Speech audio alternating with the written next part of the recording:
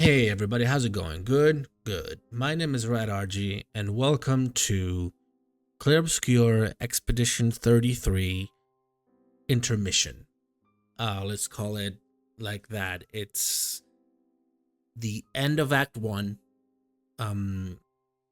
start of Act 2, and this is something that both Vince, or Vicente, and I wanted to do.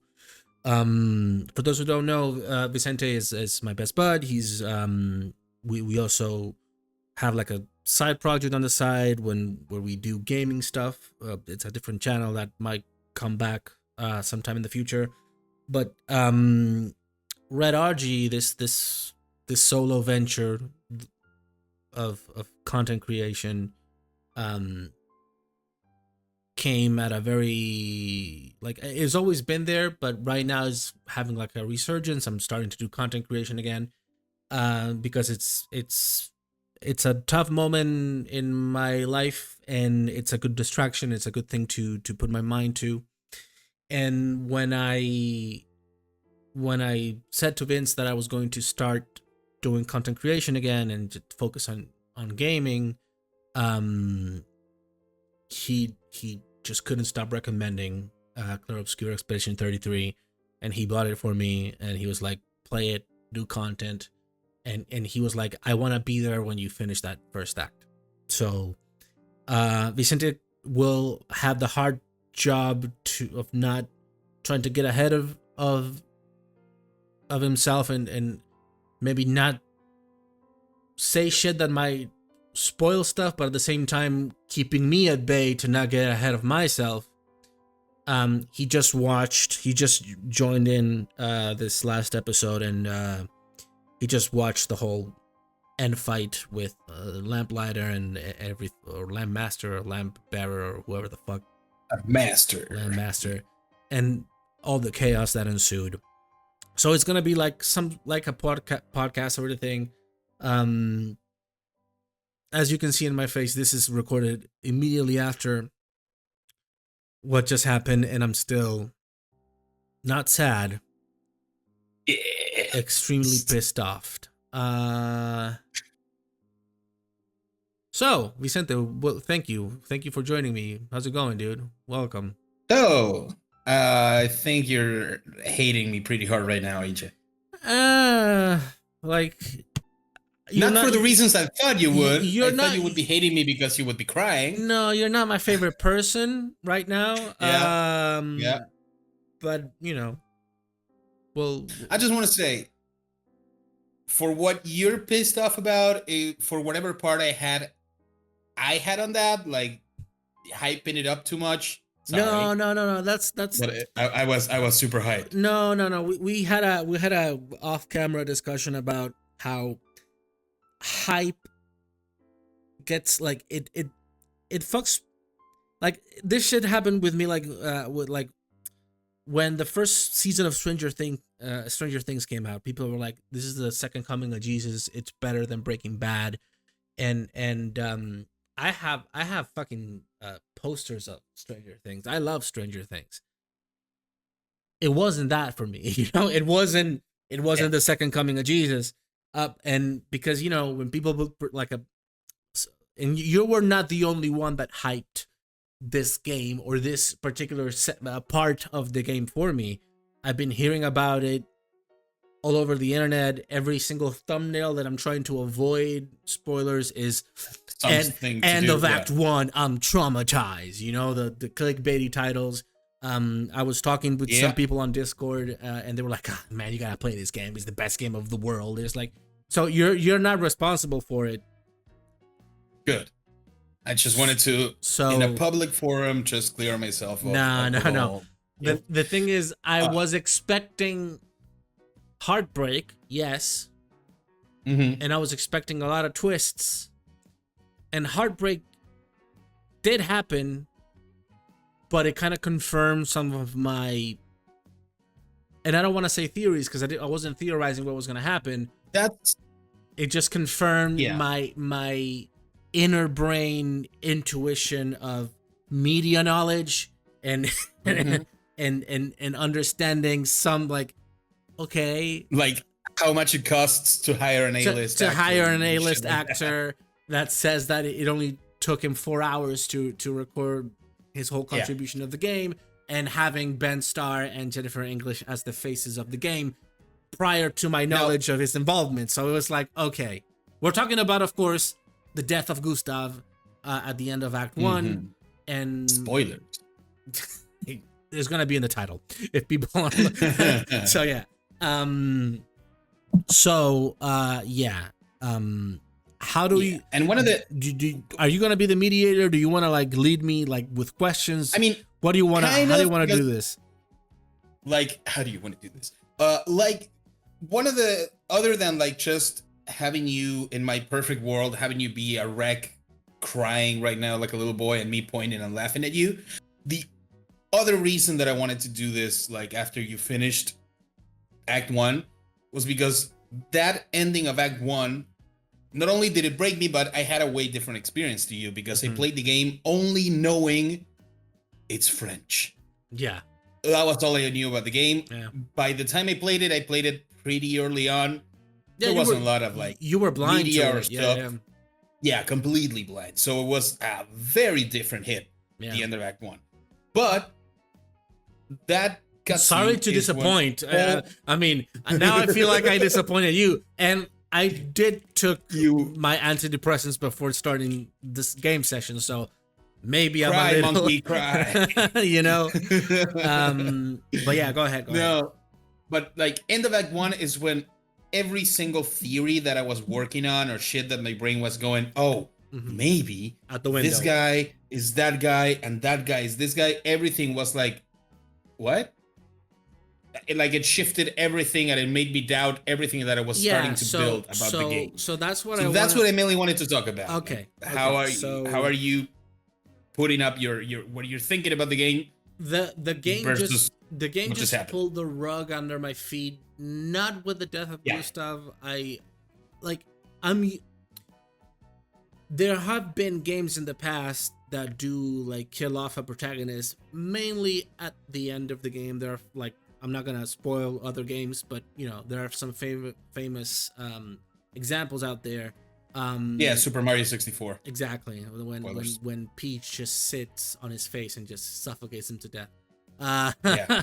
So That's a good ending. yeah, that's the good ending. So that wasn't, you know, the issue. But the narrative, it has, I don't know if it has a name, but it is a narrative or like storytelling. I don't want to say trope, but it is something that it has been shown or like in the past in different media of you follow this one character and then they're not there anymore, and now you understand this is it's like how do I want to I'm gonna go on a tangent right here. It's like we've been playing a third-person adventure game from a second-person perspective, because now the shift is like, oh, this story is about Mael and what she's gonna do, and now this other guy comes in.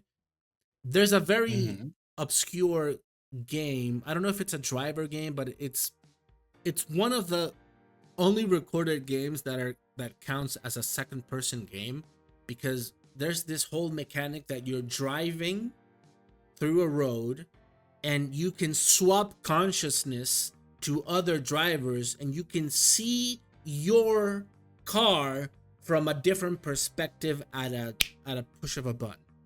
So you're not on the third person watching the back of your car, you're watching somebody else watching you. Yeah, right? like a second person Like game. a second person game. So was I expecting it to be so soon? No. Was I expecting it? Yes. And with the whole narrative shift that now is this Verso comes in, he just does a bunch of exposition, which kind of didn't help with the me being pissed off part, because the game was being so particular about not being exposition dumping, you know? And now they give you this. There's still a lot of mystery. There's still a lot of shit. Like now they're talking about families, and we both want the best thing, and blah blah blah blah. And there's still a lot of mystery, and there's gonna be a lot of twists. But now it's like, oh no, this is what's going on. We came here, people stopped aging, some of us are immortal, he thinks he's a god, and this is the story now. And it's like, according to Verso. I really hope the game is smarter than that, and I'm gonna give it the benefit that it is, and that the writers... All I can say, without giving you any hints or spoilers, I was rewatching the cutscene after beating the game. And you can see stuff that to give some context, I played the game once, beat it, and I'm here watching this. I didn't replay it. I was like dumbfounded, mouth open at like every single word since Verso appears. Is like, oh god, this is fucking genius. They're linking everything. And coming from you, that's high praise. Because from both of us, you really are the narrative guy. You're the one that, you write stuff. So you really pay attention when things are written well. It gave me like maybe the sour taste in my mouth. It's that you do the gut punch, you kill off the character, you switch perspective, or you're putting out the revenge of it all, and now you're just giving me a bunch of answers in the most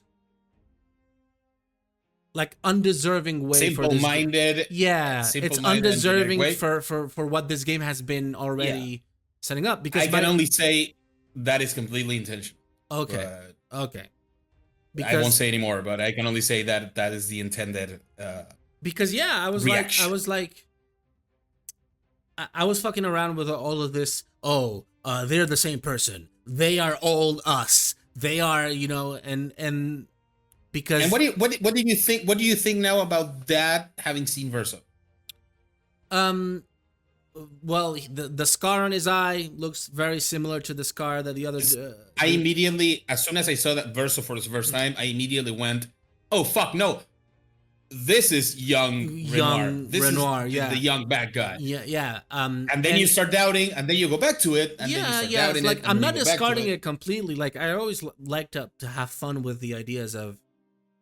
Yeah. Especially like from Hey, for all we know, it could still be young Gustave. I mean. Yeah, like for instance, he's just older, and they used another actor to not page. Oh my god. Yeah. My it question could still be is, old Gustave. My question is, just say yes or no. Was the older man looking younger this time around? Was Renoir looking younger? Like actual Renoir, if he looked younger than the first time? Yeah, or does he look the same? Because the last few times that I've seen him was in black and white in the Mael Nightmares. I don't think so, no. I think he just looks like him. Yeah, but the name was White-Haired Man, and in the game he had black hair. Right now, when we fought him. So. Yeah, that's a weird thing. I don't get that a lot because they did call him White-Haired Man before you knew his name that he was Renoir, but he never had white hair. He had like graying hair and like a speck of like Verso, like a line of white. He looked younger to me, but maybe it was because I was more accustomed seeing him in black and white. Regardless, I'm not discarding the whole time loop, time fuckery aspect of the story. That's my phone, sorry. I'm not discarding it completely. Not because I wanted it to be that, but because part of the fun is the mystery of but wait, Like one of my newest theories was, is Mael the paintress in a way? Because one thing I was like theorizing myself here, and I'm like walking on eggshells. I don't want to like say anything that would be spoilers. Just thinking, yeah, you have seen enough. you know when Verso like points to that chick with the mask. Yeah. I'm like, is that's gonna be Mael, right? I mean, she That was looks like like that Mael. was She that has was that was like a the similar first thing outfit. that thought when she first shows up in the nightmare. Now it looks like, no, it's like a daughter of this dude. But then Yeah, again, this is when I started going like, wait, but if she's Mael, why is she with this dude? And kind of yeah, like either daughter or like family. And if family. But then she is the again, paintress, what no, is this no. chick? So here's my, Yeah. like, I'm not opposed to being Hmm. wrong. I like being wrong in these type of games up to a point. Like eventually when I reach Act 3, or I don't know if there's an Act 3 or the end of Act 2 or whatever, when the end game is nigh, I want things to be at least clearer, right? And Hmm. up until this point, it's like, okay, I'm okay by discarding a few of the theories, but then again, there's this whole similarities or mirroring thing that the story is doing on purpose, because Hmm. we think, is the white woman, I think her name is Alicia or something like that, is she Alicia. Yeah. Mael, or how? But how can they be in two places at once? But then again, one of the nightmares, you see this image of Mael or somebody that looks like her holding a piece of cake, and there's this spread of characters mirroring each other. So it's kind of weird. If I go back and I Yeah, look it's at, definitely intentional. You can tell that like they want to it's not fuck you like, up. oh, these character models look similar. No, no, you No, can tell that they're there's doing that something for a reason. there. Yeah. Um, there's a couple of things now that I'm like going back to the gameplay and to the. I want to believe that this game, very much like your Bloodborns and your Elden Rings, they have Hmm. everything that is environmental storytelling is very, what's the word that I'm looking for, um like it's thought off, they don't Oh just, yeah. this, like for instance, there was this moment, like there's this mansion, this manor, right, with a bunch of paintings, Hmm. where you find Mael for the first time after Hmm. that she's kind of in a trance, and there's the curator and all the faceless stuff. When you reach the gestural village, there's a door to that manor over there. When originally you access the manor in the flowing or flying waters, Hmm. and one of the gestuals is like, this is a sacred place, we don't get to see the inside of it. Yep. You enter that place and you do some puzzling and some shit, and you go into the basement, and there's a fat gestural dead or asleep with a piece of cake. And I was Hmm. like, haha, that's funny. And then I was like, what does this mean? But is and it? and now we see the cake, and it's like, is the game being cheeky about the cake being a lie or something like that? Is the cake a lie? you Yeah. know and there's like tiny details, like the candle in the cake, it's like the Eiffel Tower bent, and you see the Eiffel Tower being bent in the background, Hmm. prominent, and the world is fucked because the painters broke the world. So there's like a Yep. bunch of little details, even in the environmental storytelling, that they're still not clear. Um, and I'm looking forward to those things being the mind fuck, rather than this. I don't want to say disappointment, but this. Okay, so this is what the big, heartbreaking moment was. It's like I'm still very much hopeful for the intrigue and the discovery of a lot of stuff that hasn't Oh been yeah. hyped up to high heavens for me. So it's like, You're gonna. The game does two things very well. It feeds you enough information to both like make the completely wrong assumptions, mhm, but by making those wrong assumptions, you get close enough to the truth that once like the whole deal of the game starts to get revealed, you probably won't have like figured it out like one to one, like, oh Mm-hmm. yeah, this is what happens, and it's Mm-hmm. really this person is that person and that and that. You won't have it figured out, but when it gets figured out and shown and revealed, you would be like, you're gonna be like, oh, that makes sense, because everything that I theorized, if I just changed this little Mm-hmm. detail that I didn't know, everything starts falling into place. So it's not a you're gonna get everything completely by environment storytelling, Okay. and it's not a, oh yeah, eventually you're not gonna have any idea what's going on, and eventually we're gonna put a cutscene that explains everything to you.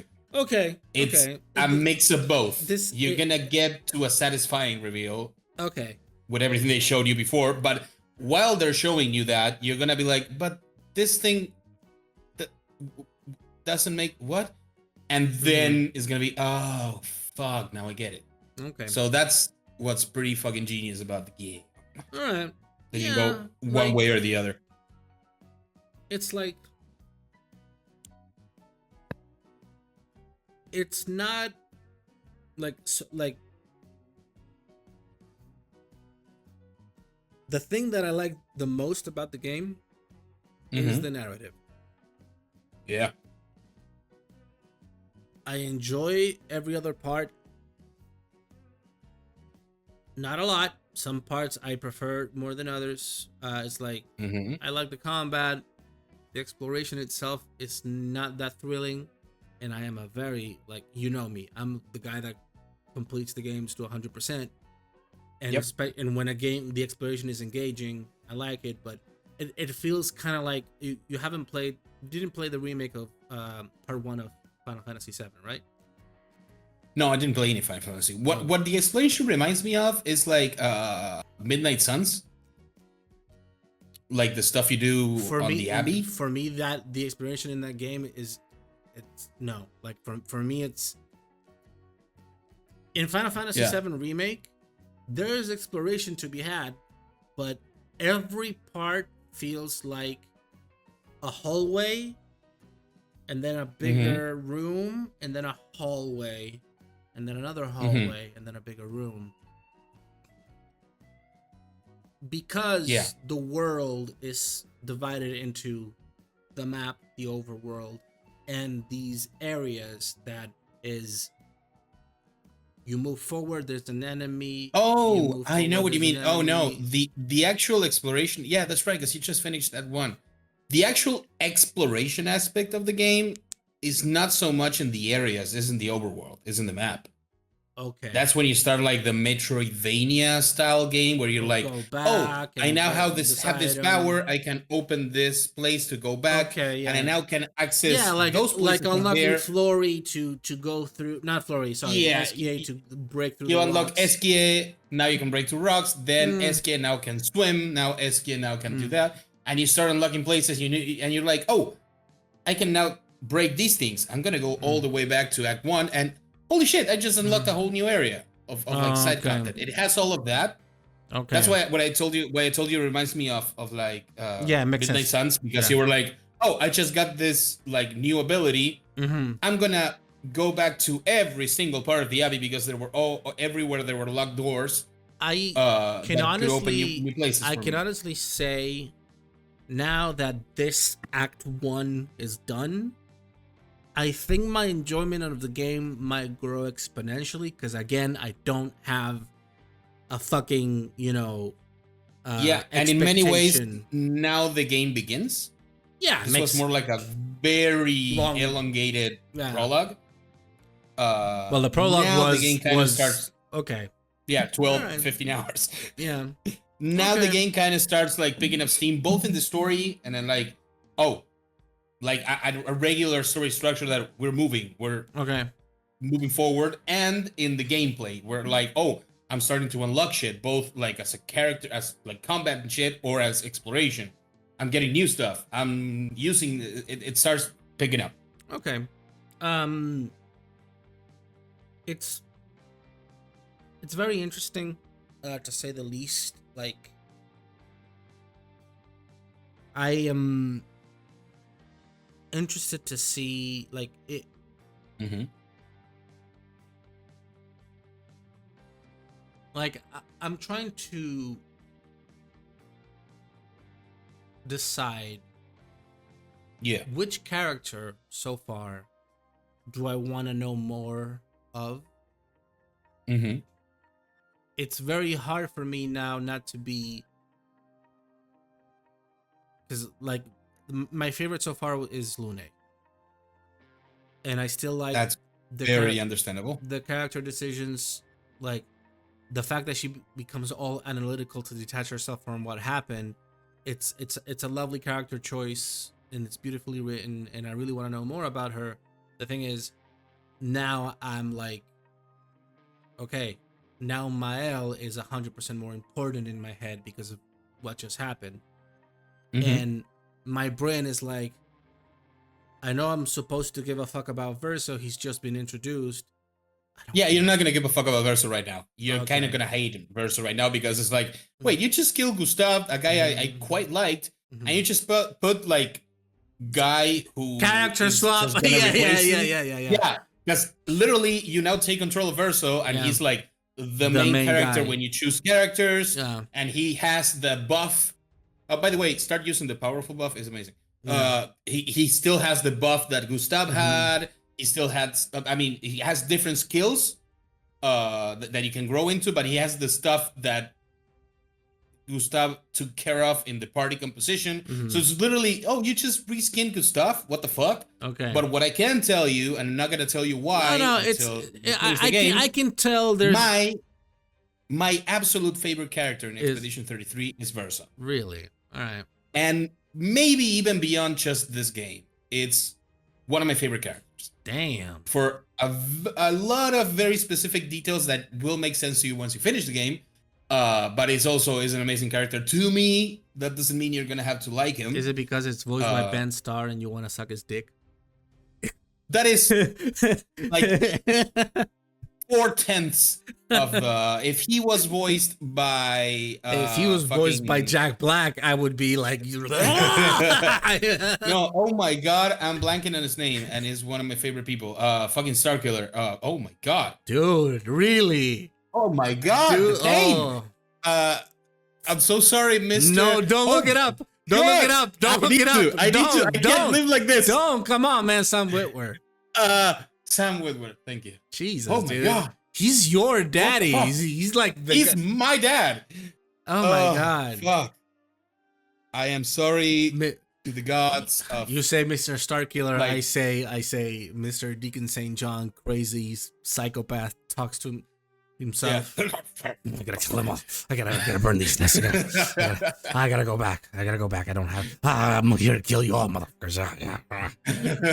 Hold on, Boozer. Hold on, Boozer. Oh, you're not fine, Boozer. Your arms all fucked up.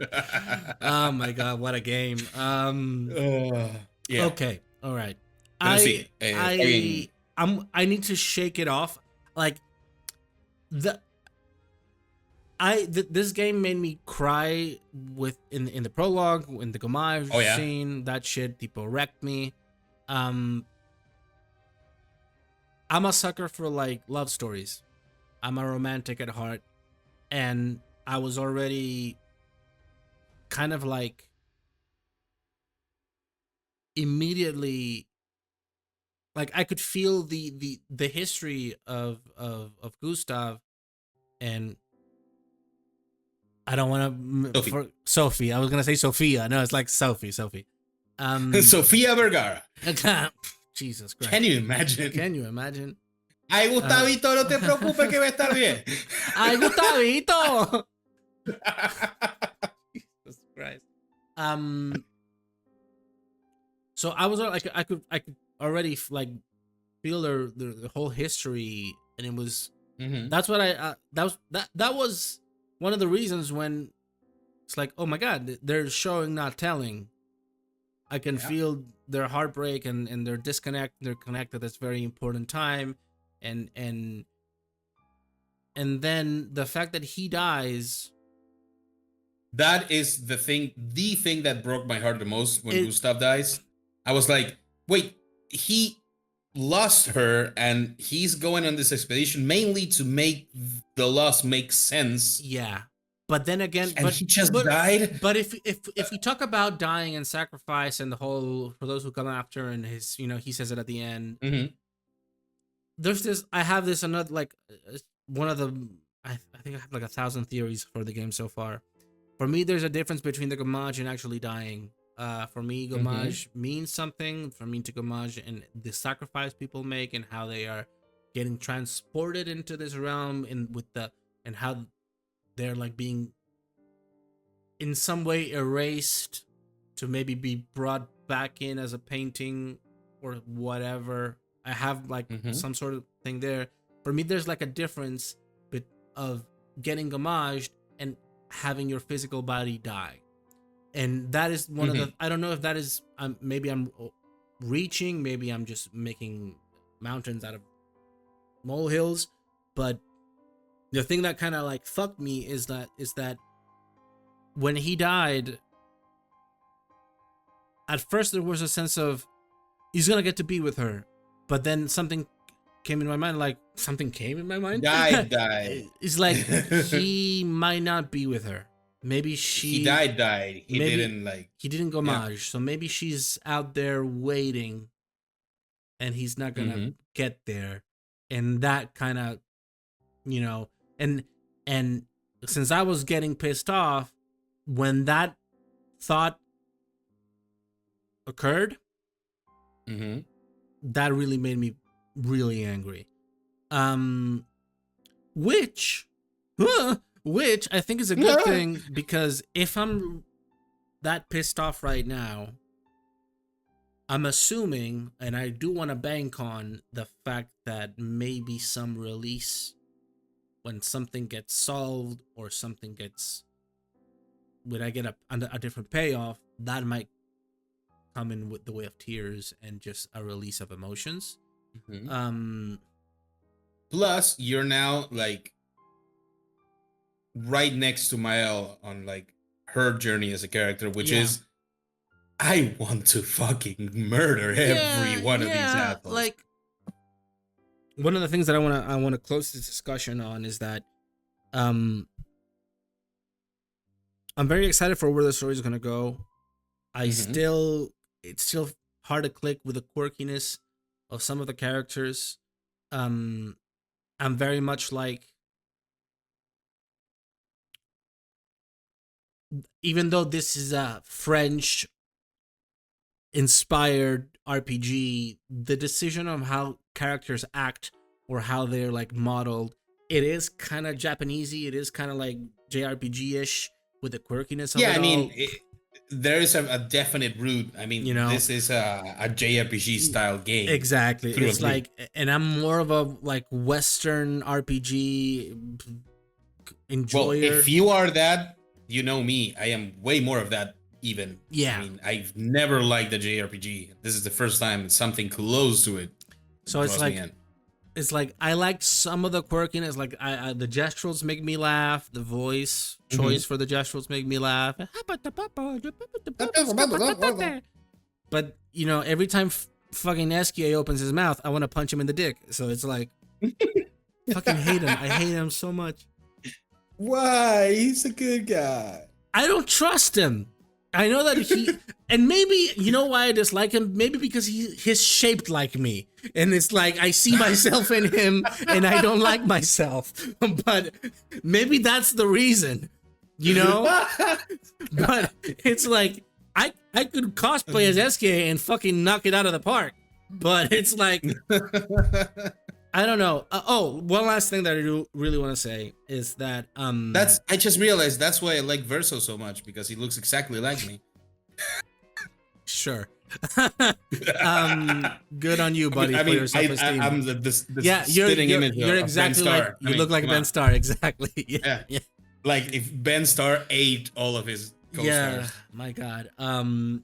No. What I do want to say is that I don't want my gamer brain to fuck me over with the enjoyment of the story, because my gamer brain wants to find every single journal entry, which they're fucking optional, before the end of the game because I I didn't do that, of course, because I'm getting a lot out of them. The fact that I don't hate, but I really severely dislike Sciel, not only because he duped us with the whole Flory stuff and Francois, is because one of the things that you read just outside of his cave is like, oh, Sciel gave us these fucking mushrooms, now we're all fucking dead. And it's like, okay, so he's an asshole. And one of the later journals that I found, there was mention of these other people, these other expeditioners, already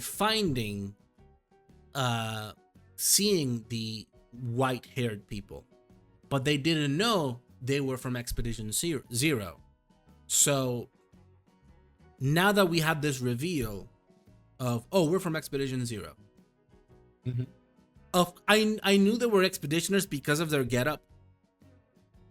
But one of the things that in the back of my head was like, okay, was this from the get-go or this happened later on? No, this was from the very beginning, which gives it even more context to there's a lot of shit that we don't know. And one of the journals said, I know they look like us, but they're monsters.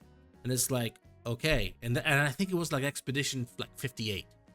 And it's like, Jesus fuck, there's been a lot of years that people were already not aging or undying, and you see all the remnants of dead Nevrons, dead Gestrals, dead Expeditioners turning into like a stone, you know, and you're like, okay, who is causing this? Is this the Expeditioners from Expedition Zero? Are there different factions? Are these just casualties of war? It's like, and I know that I want to get most of the answers from the journals. I'm not going to look them up on the internet, but I might maybe have like a full day of gaming just trying to find fucking journals, and that episode is going to be unusable. So it's like, that's where my gamer brain starts to like, because that's what the enjoyment that I get out of these stories of having the context clues be heightened by the actual literal clues that you can find. So hopefully that doesn't take away from the experience. One last thing I want to ask you before we conclude for this intermission, because I think we might have more intermissions. We might jump in for more, yeah. So I do get to go back to the manor, right? Several times throughout the game. Yep. There's a painting that was black. That I assume that painting is gonna get revealed and it's gonna show me something. There's a fucking crawl the one like space. the big one, you mean, like this, like burned out and shit. Yeah. There's a crawl space that I cannot get into. Can you get into the crawl space? I assume so. And have I already missed the thing that lets me inside that crawl space? No, you didn't miss it. There's, without being too spoilerific, there's a lot of chances to get into the manor from different places, and each time you get to do a couple things to unlock a new place in the manor. Okay, because on my some places very important, some other places, oh, I got a new weapon. Yeah, because that's the first. I have another question. But in Act 1, I just gonna confirm, it's super obvious. They're not hidden, so you found all the entry points. On Act 1, I found 2 entry points into the manor. One was in the Flowing Waters. The other one was in the Gestral Village. And I went to the kitchen. I went to like a basement.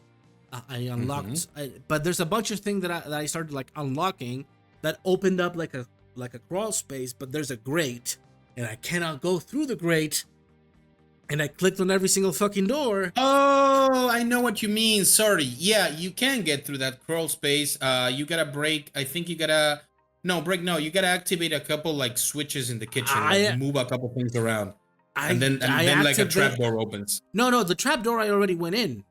Oh, okay. The Then crawl yeah, space, that's what there's like, you know where the piano is? Mm-hmm. There's like Yeah. there's like some I can see you looking it up already. There's like some wall adornments. They look like fucking conch shells that you can switch, and then a crawl space opens on a wall, but it's graded. And when you go in, the character crawls in, but you cannot go through because there's a grate. And I haven't found anything to unlock that shit. Yeah, you get. Hang on. Yeah, the conch. You open the crawl space, but when you open the crawl space, that like the furniture moves and there's the crawl space. Yeah. You can't get into the crawl space. No, there's a grate. It's great. There shouldn't be a grate. I couldn't go in. Hang on. Directly to turn it upside down. From here, hit there's another decoration behind it. Yeah, flip this over as well. You flipped. I flipped all the conches.